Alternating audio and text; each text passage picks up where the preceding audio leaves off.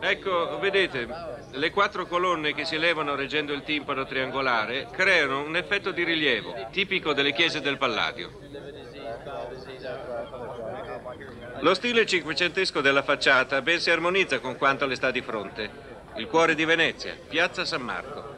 Il grandioso complesso che mescola una grande varietà di stili.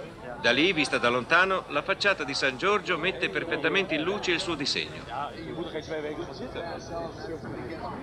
Prima di entrare, vediamo qualche dettaglio. In questa nicchia, San Giorgio, che il tempo ha privato della sua lancia.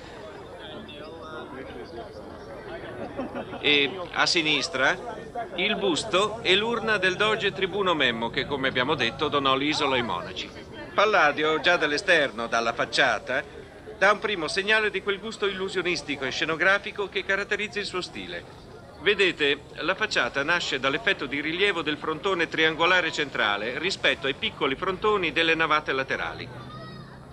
Se ora vogliamo entrare, all'interno potremo vedere il Tintoretto e altre opere di pittori come Jacopo Bassano e il Carpaccio. San Giorgio è una delle più vaste chiese di Venezia. Nel progettarla Palladio si è ispirato soprattutto all'architettura di più di 1000 anni prima, quella della Roma imperiale.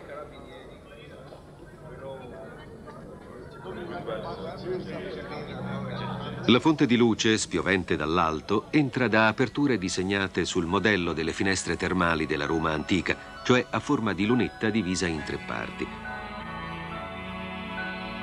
È una luce singolare, una luce diffusa, mutevole, che colora di sfumature diverse il bianco delle pareti.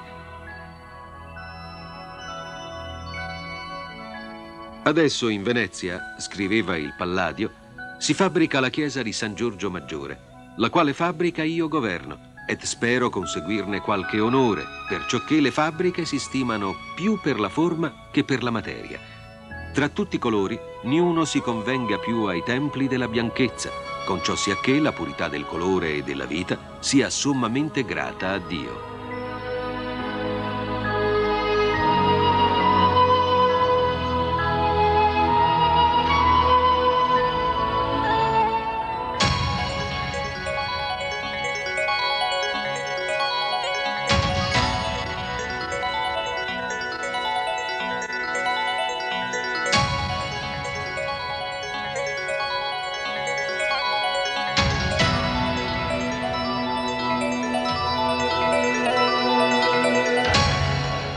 Adiacenti alla chiesa, i chiostri e gli edifici del monastero, occupati dagli istituti del centro culturale della fondazione. Lunghi corridoi e piccoli passaggi si intrecciano e sembrano moltiplicare all'infinito una fitta rete di spazi grandi e piccoli.